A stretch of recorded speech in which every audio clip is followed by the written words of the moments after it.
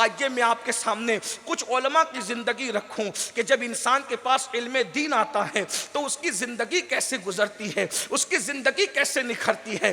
पहले नंबर पर मैं अपने इमामुल अइम्मा, सिराजुल उम्मा, काशिफुल गुम्मा, करोड़ों हनफियों के इमाम, अल्लाह अकबर, अल्लाह की हुज्जत, अल्लाह की दलील, सैयदना नुअमान बिन साबित, सैयदना इमाम आज़म अबू हनीफा हम जिनको कहते हैं। ये इमाम आज़म अबू हनीफा कौन है?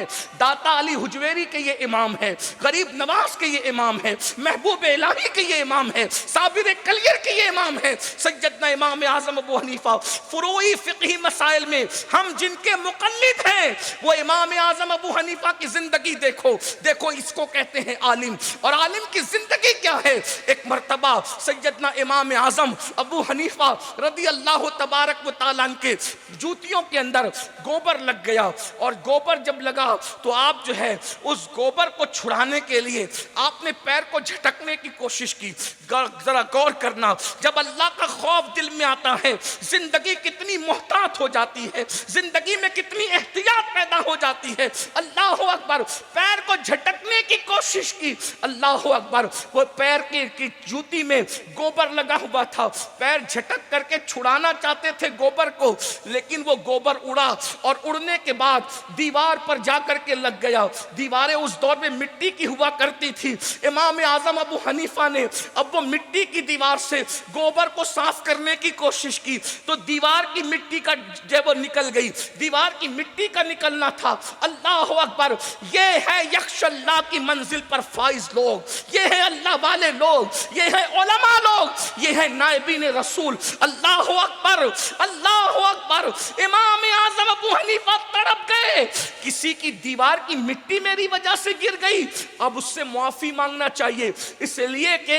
हुकूकुल्लाह का मामला ये है, अगर कोई हक़ुल्लाह में कोताही करे, अल्लाह बेनियाज है, चाहे तो अल्लाह अज़ाब दे, चाहे तो उसको मुआफ़ कर दे। लेकिन अगर किसी ने बंदे की हक तलफी की, जब तक के बंदा माफ नहीं करेगा अल्लाह भी माफ नहीं करेगा। इमाम आज़म अबू हनीफा तड़प गए, मैदान महशर का मंजर निगाहों के सामने आ गया। वो मैदान महशर जहां कोई किसी का पुरसान हाल नहीं, ना माँ बेटे की पुरसान हाल, ना भाई भाई का पुरसान हाल, वहां कोई किसी का मददगार नहीं मगर ये कि अल्लाह जिसे इज़्न अता करे। तड़प गए और उसके बाद इत्तेफाक से उसके दरवाजे पर आपने दस्तक दी तो वो बंदा बाहर आया जो इमाम आज़म का मकरूज था। इमाम आज़म से उसने कर्ज लिया था। एक बात ये भी मैं तुम्हें बता दूं, हमारे बुजुर्गान दीन वो थे, इतने मालदार थे उलमा होकर कि पब्लिक उनसे कर्ज लिया करती थी, यानी कि वो ताजिर भी थे, वो आलिम भी थे। लेकिन आज तो हाल ये है, हमने उलमा को गरीब करने का ख्याल कर लिया है। ये हमारे मोहताज बन करके रहें, ये हमारे दस्तनगर बन करके रहें, ये हमारे आगे हाथ फैलाते रहे। अल्लाह अकबर, किसी दुनियादार को तरक्की पर देखें तो हमारे माथे पे शिकन नहीं आता, लेकिन आलिम के हाथ में आईफोन देखें या उसको अच्छी बाइक पर देखें, अच्छी सवारी पर देखें तो आपस में बातें करते हैं, आया कहां से, शायद मदरसे का चंदा चुराया होगा, मस्जिद में खयानत की होगी।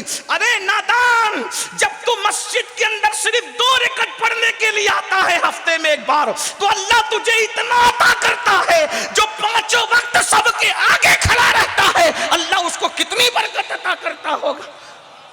अपने उलमा का भला चाहो, अपने उलमा की खैरखाई करो, और अपने उलमा से भी गुजारिश करता हूं कि आप अपनी कौम से इबादत ही में आगे न रहो, बल्कि अपनी कौम से तिजारत में भी आगे बढ़ने की कोशिश करो।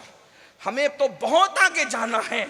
मैं कहाँ रुकता हूँ, अर्शो फर्श की आवाज से मुझको जाना है बहुत ऊंचा, हदे परवाज से सितारों के आगे जहाँ और भी है अभी इश्क के इम्तिहान और भी है, तू शाही है परवाज है काम तेरा, तेरे सामने आसमां और भी है। इमाम आज़म का वो मकरूज था, बाहर आया, डर गया, कर्ज मांगने तो नहीं आ गए इमाम साहब। इमाम साहब ने फरमाया, ये घर तेरा है? जी मेरा है। मेरे जूती में गोबर लगा था, मैं वो छुड़ाने लगा तो उस पे चला गया, निकालने की कोशिश की तो मिट्टी निकल आई। एक काम कर, जितना कर्ज मेरा तुझ पे निकलता है वो सब मैं तुझे माफ करता हूं, तू मुझे ये मामला माफ कर दे, ताकि क़यामत के दिन अल्लाह की बारगाह में मेरी पकड़ ना हो। ये है उलमा, जिनके पास खशियत होती है, उनकी जिंदगी ये गुजरती। बढ़कर मैं एक जुमला कहूं, बुरा ना माने तो, हम बड़े मदरसे के फारिग को आलिम नहीं कहते, पढ़ा लिखा कहते हैं। लेकिन आलिम हकीकत में वही है जो यक्शल्लाह की मंजिल पर फाइज है। जहां यक्शल्लाह नहीं है वो पढ़ा लिखा तो है मगर आलिम रब्बानी नहीं हो सकता। वरना इब्ने तैमिया के लिए आपका क्या ख्याल है, अशरफ अली के लिए आपका ख्याल है, गंगोही के लिए आपका क्या ख्याल है? इतना याद रख, ये पढ़े लिखे तो थे मगर आलिम रब्बानी नहीं थे।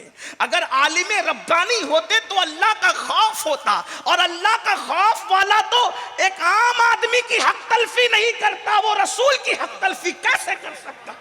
और जो रसूल की हक तलफी करे वो मोमिन नहीं हो सकता, वो आलिम कैसे हो सकता?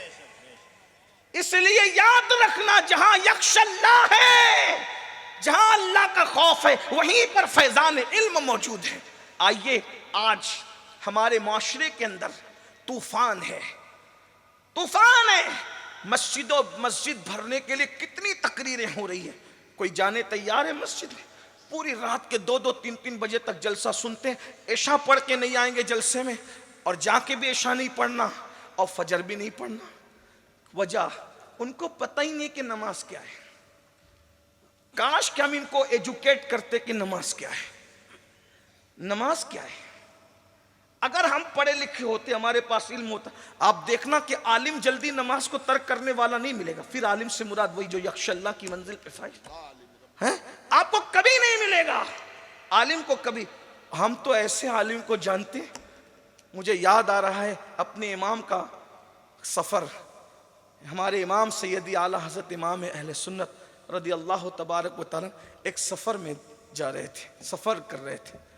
आपने ट्रेन की एक पूरी बोगी सिर्फ इसलिए बुक करवाई कि हम अपनी मर्जी से रुक सकें और जमात के साथ नमाज पढ़ सकें। और मुझे जहां तक याद आता है कि उस दौर में आपने 200 रुपये पूरी बोगी बुक करने पे खर्च की, और जब अपने भाई को या घर खत लिखा तो कहा अल्हम्दुलिल्लाह 200 रुपये वसूल हो गए कि हमने सारी नमाजें बाजमात इत्मीनान से अदा की। सफ़र में भी गौर करें, ये नमाज की अहमियत, पैसों की अहमियत नहीं, नमाज की अहमियत। इसलिए कि जानते थे इल्म वाले, पैसे रूह निकलने के बाद तिजोरियों में धरे के धरे रह जाएंगे, और कब्र में जो साथ जाने वाला है वो इंसान का अमल है।